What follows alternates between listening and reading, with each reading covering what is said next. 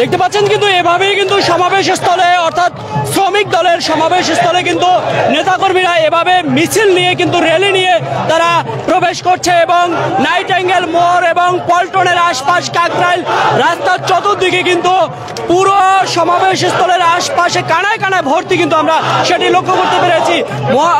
মে দিবস উপলক্ষে বিএনপির জাতীয়তাবাদী শ্রমিক দলের পক্ষ থেকে কিন্তু সমাবেশ ডাকা হয়েছে, সেই সমাবেশ স্থলে কিন্তু এভাবে মিছিল নিয়ে কিন্তু প্রবেশ করছে। আমরা দেখতে পাচ্ছি দু একজনের সাথে কথা বলার চেষ্টা করছি। একটু বলবেন আজকের সমাবেশ নিয়ে এবং আপনাদের শ্রমিক দিবস উপলক্ষে কি বলবেন? আজকে আপনারা সবাই জানেন আজকে বিশ্ব শ্রমিক দিবস, আন্তর্জাতিক শ্রমিক দিবস 1 মে।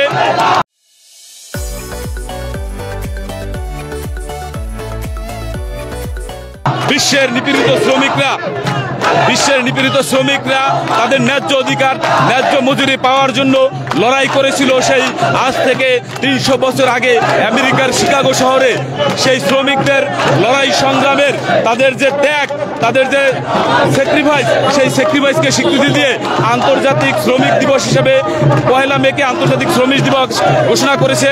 সেই শ্রমিক দিবস পালন করার জন্য আমরা আজকে এখানে এসেছি। জাতীয়তাবাদী শ্রমিক দলের আহ্বানে, বাংলাদেশ জাতীয়তাবাদী দল বিএনপির আহ্বানে শ্রমিক সমাবেশ হচ্ছে। আপনারা জানেন বাংলাদেশের বিভিন্ন জায়গায় শ্রমিকরা নির্যাতন নিপীড়নের শিকার হচ্ছে। শ্রমিকরা তাদের ন্যায্য পাওনা পাচ্ছে না, গার্মেন্টস শ্রমিকরা তাদের ন্যায্য পাওনা পাচ্ছে না। তারা তাদের নিরাপদ কর্মস্থল নাই। 8 ঘন্টা তাদের কর্মস্থল থাকার কথা ছিল, সেই 8 ঘন্টা কর্মস্থল নাই। অনেক জায়গায় 12 ঘন্টার উপরে তাদেরকে দিয়ে কাজ করানো হয় এবং যতটুকু কাজ করানো হয় ততটুকু পারিশ্রমিক তাদেরকে দেওয়া হয় না।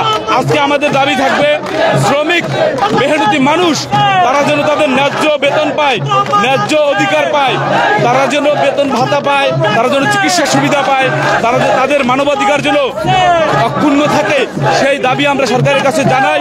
এবং আমরা বলবো বাংলাদেশের আর কোথাও যেন শ্রমিক নির্যাতন হয় না। আপনারা জানেন ফ্যাসিস্ট খুনি হাসিনার আমলে শ্রমিকরা নির্যাতনের শিকার হতো। শিশু শ্রমিক রাজনকে নির্যাতন করে হত্যা করা হয়েছিল। আমরা আর এটা চাই না। আমরা দেখছি যে শ্রমিক দিবস হলে বিভিন্ন ব্যানার ফেস্টুন নিয়ে সবাই নামে কথা বলার জন্য, বাস্তবে তাদের অধিকার থেকে বঞ্চিত হচ্ছে। আপনারা বিএনপি ক্ষমতায় আসলে কি করবেন? আমরা বিএনপির ভারপ্রাপ্ত চেয়ারম্যান জনাব তারেক রহমান 31 দফা ঘোষণা করেছেন। সেই 31 দফার মধ্যে শ্রমিকের অধিকারের কথা বলা হয়েছে। শ্রমিকের ন্যায্য মূল্য, ন্যায্য বেতন, ন্যায্য পাওনা, সুষ্ঠু পরিবেশ এগুলো নিশ্চিত করা হবে। সেজন্য শ্রম অধিকার কমিশন গঠন করা হবে। বিএনপি যখন জনগণের ভোটে রাষ্ট্র ক্ষমতা আসলে শ্রমিকের অধিকার বিষয়টি অগ্রাধিকার ভিত্তিতে দেখা হবে। সকল শ্রমিক, গার্মেন্টস শ্রমিক, পরিবহন শ্রমিক, পোশাক শ্রমিক, কাগজ শিল্পের শ্রমিক, সকল শ্রমিকের ন্যায্য বেতন এবং ন্যায্য মূল্য যেন নিশ্চিত করা হয়, তাদের শ্রমের সঠিক যেন মূল্যায়ন হয়, সেজন্য জাতীয়তাবাদী দল ব্যবস্থা নেবে। সেটা 31 দফার মধ্যে বিএনপির ভারপ্রাপ্ত চেয়ারম্যান জনাব তারেক রহমান বলেছেন।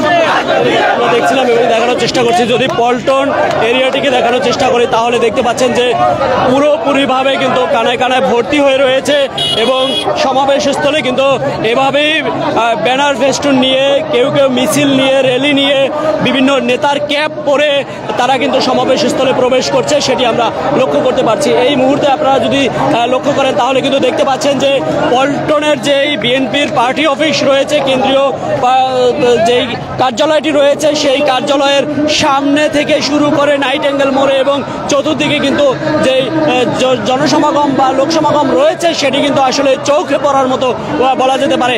আজকে মে দিবস উপলক্ষে তাদের যেই শ্রমিক দলের যেই সমাবেশ ডেকেছে, সেই সমাবেশে এত পরিমাণ লোক এসছে যেটি অনেকেই বলছে যে আসলে এতটা আশা করেনি, সেরকমটাই কিন্তু আসলে তার চেয়েও বেশি লোক হয়েছে, যা আশা না করছে তার চেয়েও বেশি, অর্থাৎ লক্ষাধিকের মতো লোক হয়েছে এই সমাবেশ স্থলে।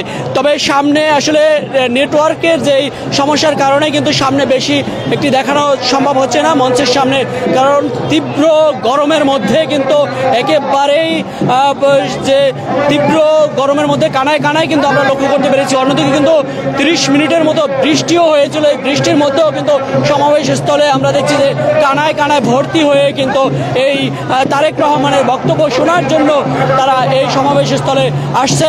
আমরা দেখছি যে লুৎফুজ্জামান বাবরও তিনিও কিন্তু সেই মৎস্য ভবন থেকে কিন্তু তিনি এখানে একটি বড় র্যালি নিয়ে এসছেন এবং তিনি কিন্তু অনেকটা অসুস্থ বোধ করেছেন। আমরা দেখছি যে অনেকটাই এত তীব্র গরমের মধ্যে বড় বড় মিছিল র্যালি নিয়ে কিন্তু এই সমাবেশ স্থলে প্রবেশ করছে, সেটি আমরা লক্ষ্য করতে পেরেছি। এবং এই মুহূর্তে আনুষ্ঠানিকভাবে কিন্তু 2টা নাগাদ এই সমাবেশের আনুষ্ঠানিক